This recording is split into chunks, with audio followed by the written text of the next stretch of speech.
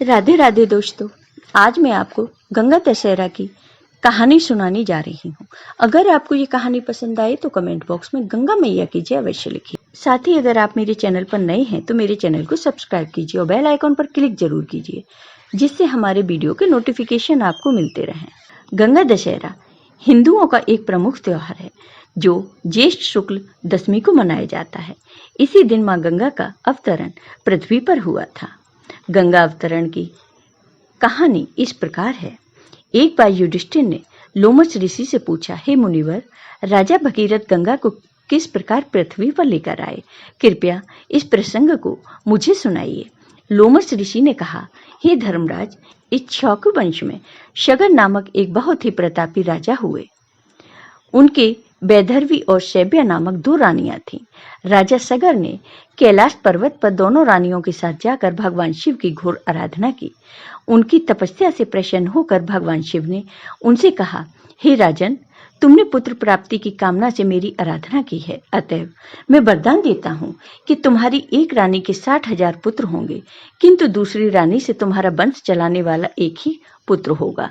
इतना कहकर भगवान शिव अंतर्ध्यान हो गए। समय बीतने पर शैब्या ने असमंज नामक एक अत्यंत रूपवान पुत्र को जन्म दिया और वैदर्भी के गर्भ से एक तुम्बी उत्पन्न हुई, जिसे फोड़ने पर 60,000 पुत्र निकले। कालचक्र बीतता गया और असमंज का अंशुमान नामक एक पुत्र हुआ। असमंज अत्यंत दुष्ट प्रकृति का था, इसलिए राजा सगर ने उसे अपने देश से निष्कासित कर दिया। फिर एक बार राजा सगर ने अश्वमेघ यज्ञ करने की दीक्षा ली। अश्वमेघ यज्ञ का श्यामकर्ण घोड़ा छोड़ दिया गया और उसके पीछे पीछे राजा सगर के 60,000 पुत्र अपनी विशाल सेना के साथ चलने लगे। सगर के इस अश्वमेघ यज्ञ से भयभीत होकर देवराज इंद्र ने अवसर पाकर उस घोड़े को चुरा लिया और उसे ले जाकर कपिल मुनि के आश्रम में बांध दिया। उस समय कपिल मुनि ध्यान में लीन थे, अतः उन्हें इस बात का पता ही नहीं चला। इधर सगर के 60,000 पुत्रों ने घोड़े को पृथ्वी के हर एक स्थान पर ढूंढा, किंतु उसका पता न चल सका। वे घोड़े को खोजते हुए पृथ्वी को खोदकर पाताल लोक तक पहुंच गए, जहां अपने आश्रम में कपिल मुनि तपस्या कर रहे थे और वहीं पर वह घोड़ा बंधा हुआ था। सगर के पुत्रों ने यह समझकर कि घोड़े को कपिल मुनि ही चुरा लाए हैं, कपिल मुनि को कटु वचन सुनाना आरंभ कर दिया। अपने निरादर से कुपित होकर कपिल मुनि ने राजा सगर के 60,000 पुत्रों को अपनी क्रोधाग्नि से भस्म कर दिया। जब सगर को नारद मुनि के द्वारा अपने 60,000 पुत्रों के भस्म होने का समाचार मिला तो वे अपने पौत्र अंशुमान को बुलाकर बोले कि बेटा, तुम्हारे 60,000 दादाओं को मेरे कारण कपिल मुनि की क्रोधा अग्नि में भस्म हो जाना पड़ा। अब तुम कपिल मुनि के आश्रम में जाकर उनसे क्षमा प्रार्थना करके उस घोड़े को लेकर आओ। अंशुमान अपने दादाओं के बनाए हुए रास्तों से चलकर कपिल मुनि के आश्रम में जा पहुंचे। वहां पहुंचकर उन्होंने अपनी प्रार्थना एवं मृदु व्यवहार से कपिल मुनि को प्रसन्न कर लिया। कपिल मुनि ने प्रसन्न होकर उन्हें वर मांगने को कहा। अंशुमान बोले कि हे मुनि, कृपया करके हमारा अश्व लौटा दें और हमारे दादाओं के उद्धार का कोई उपाय बताएं। कपिल मुनि ने घोड़ा लौटाते हुए कहा कि वत्स, अब तुम्हारे दादाओं का उद्धार केवल गंगा के जल के तर्पण से ही हो सकता है। अंशुमान ने यज्ञ का अश्व लाकर सगर का अश्वमेघ यज्ञ पूर्ण करा दिया। यज्ञ पूर्ण होने पर राजा सगर अंशुमान को राज्य सौंपकर गंगा को स्वर्ग से पृथ्वी पर लाने के उद्देश्य से तपस्या के लिए उत्तराखंड चले गए। इस प्रकार तपस्या करते करते उनका स्वर्गवास हो गया। अंशुमान के पुत्र का नाम दिलीप था। दिलीप के बड़े होने पर अंशुमान भी दिलीप को राज्य सौंपकर गंगा को स्वर्ग से पृथ्वी पर लाने के उद्देश्य से तपस्या करने के लिए उत्तराखंड चले गए, किंतु वे भी गंगा को स्वर्ग से पृथ्वी पर लाने में सफल न हो सके।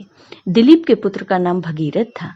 भगीरथ के बड़े होने पर दिलीप ने भी अपने पूर्वजों का अनुगमन किया, किंतु गंगा को लाने में उन्हें भी असफलता ही हाथ आई। अंततः भगीरथ की तपस्या से गंगा प्रसन्न हुई और उनसे वरदान मांगने के लिए कहा।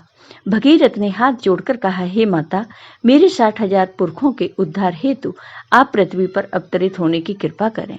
इस पर गंगा ने कहा, वत्स, मैं तुम्हारी बात मानकर पृथ्वी पर अवश्य आऊंगी, किंतु मेरे वेग को भगवान शिव के अतिरिक्त और कोई सहन नहीं कर सकता, इसलिए तुम पहले भगवान शिव को प्रसन्न करो। यह सुनकर भगीरथ ने भगवान शिव की घोर तपस्या की। उनकी तपस्या से प्रसन्न होकर भगवान शिव जी हिमालय के शिखर पर गंगा के वेग को रोकने के लिए खड़े हो गए। गंगा जी स्वर्ग से सीधे शिव जी की जटाओं पर जा गिरी। इसके बाद भगीरथ गंगा जी को अपने पीछे पीछे अपने पूर्वजों की अस्थियों तक ले आए, जिससे उनका उद्धार हो गया। भगीरथ के पूर्वजों का उद्धार करके गंगा जी सागर में जा गिरी और अगस्त्य मुनि द्वारा सोखे हुए समुद्र में फिर से जल भर गया। कहानी में कहा गया है कि भगीरथ की कठोर तपस्या से प्रसन्न होकर मां गंगा को हिमालय से धरती पर आना पड़ा। मां गंगा सबसे पहले पर्वत पर आईं, इसलिए उस दिन को हम गंगा सप्तमी के नाम से जानते हैं। और मां गंगा का आगमन जब मैदानी इलाके में हुआ, उस दिन को हम गंगा दशहरा पर्व के रूप में मनाते हैं। गंगा जब पहली बार मैदानी क्षेत्र में दाखिल हुई, तब जाकर हजारों सालों से रखी राजा सगर के पुत्रों की अस्थियों का विसर्जन हो पाया और राजा सगर के पुत्रों को मुक्ति मिली।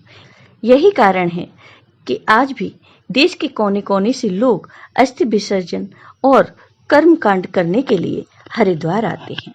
जय हो गंगा मैया की। आपको ये वीडियो पसंद आया हो तो कमेंट बॉक्स में कमेंट करके जरूर बताइए। साथ ही मेरे वीडियो को ज़्यादा से ज़्यादा शेयर करिए। धन्यवाद दोस्तों।